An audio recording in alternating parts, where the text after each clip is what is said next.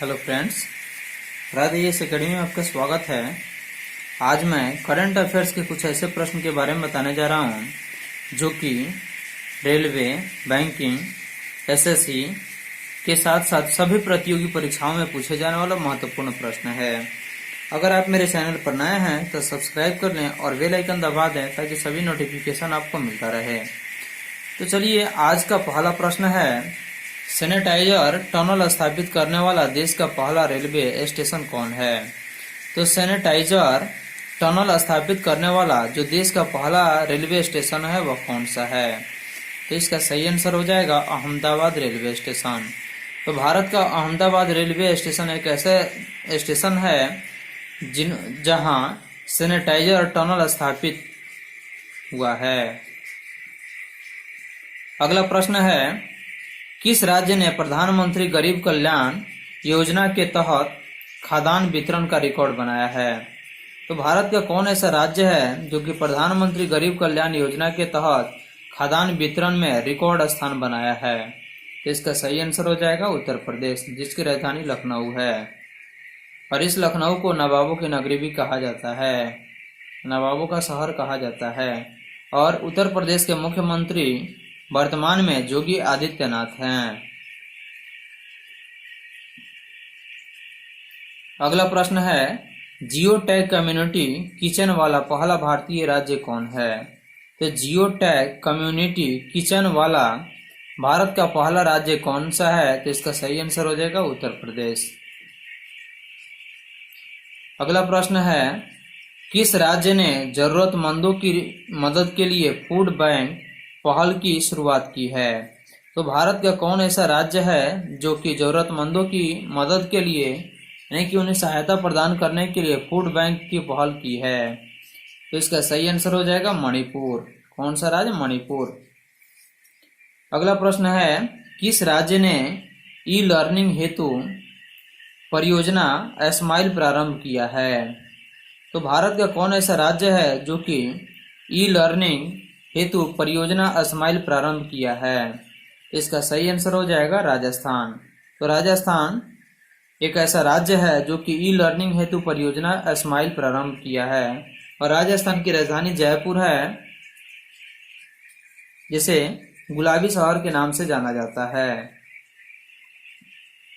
अगला प्रश्न है, गूगल ने किस नाम से ब्रेल कीबोर्ड लॉन्च किया है?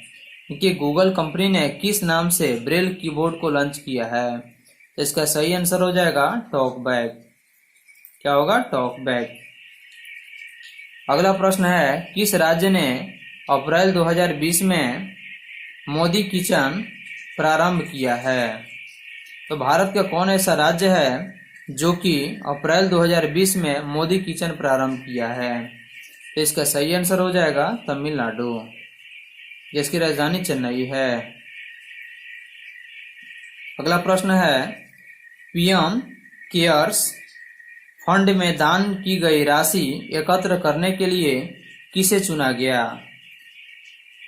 तो वर्तमान में कोरोना वायरस एक महामारी आने के क्रम में पीएम केयर्स फंड एक ऐसा फंड चलाया गया था जिसमें दान की गई राशि एकत्र करने के लिए किसे चुना गया? तो इसका सही आंसर हो जाएगा इंडियन ओवरसीज बैंक। कौन बैंक है? इंडियन ओवरसीज बैंक को पीएम केयर्स फंड में दान की गई राशि को एकत्र करने के लिए चुना गया है। अगला प्रश्न है, फोर्ब्स द्वारा हाल ही में जारी यंगेस्ट बिलियनियर्स की सूची में शीर्ष स्थान पर कौन है?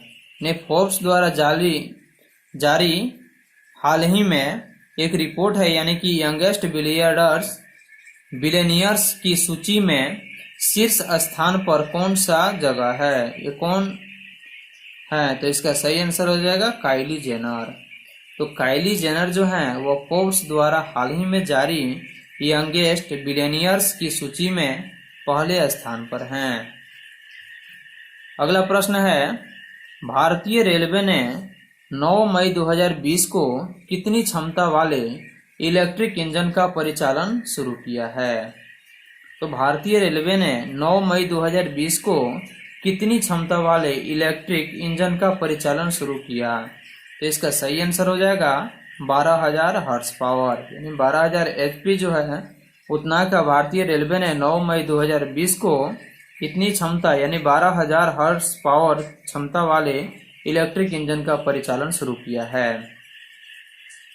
अगला प्रश्न है 21 मई 2020 को व्यक्तिगत सुरक्षा उपकरण के निर्माताओं में भारत किस स्थान पर है?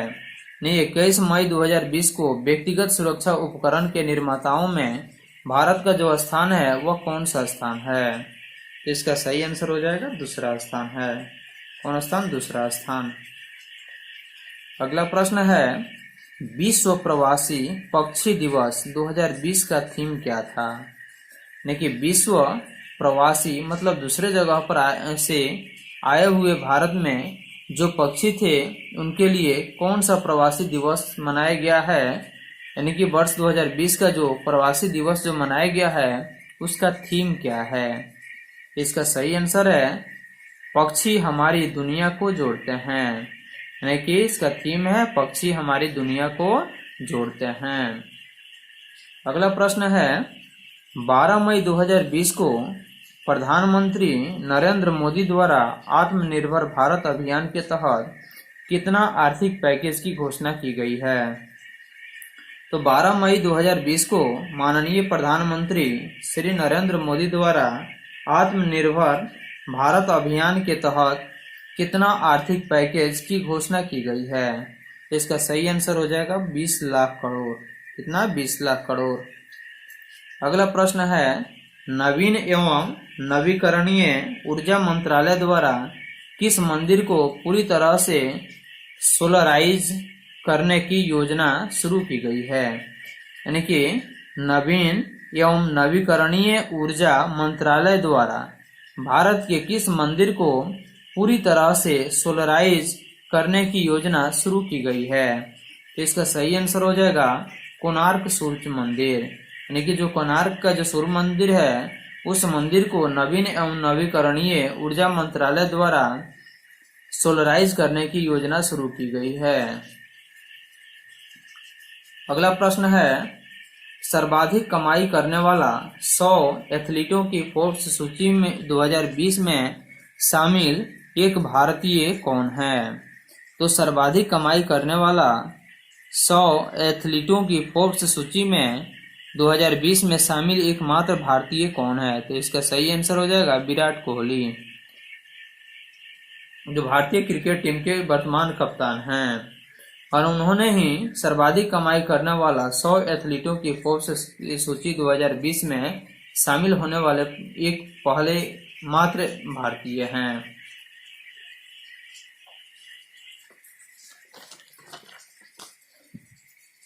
अगला प्रश्न है किस स्थान पर लुप्त प्राय समुद्री खीरे के लिए दुनिया का पहला संरक्षण क्षेत्र बनाने की घोषणा की गई है? यानी कि भारत का कौन ऐसा जगह है जहां लुप्त प्राय समुद्री खीरे जो हैं उन्हें दुनिया का पहला संरक्षण क्षेत्र बनाने की घोषणा की गई है? इसका सही आंसर है लक्षद्वीप। लक्षद्वीप। अगला प्रश्न है विश्व प्रेस स्वतंत्रता सूचकांक 2020 में भारत की क्या रैंकिंग है? तो विश्व प्रेस स्वतंत्रता सूचकांक जो है 2020 में भारत की जो रैंकिंग है वह कौन सी है? तो इसका सही आंसर हो जाएगा 142। देखिए विश्व प्रेस स्वतंत्रता सूचकांक 2020 में भारत की जो रैंकिंग है वह 142 है। अगला प्रश्न है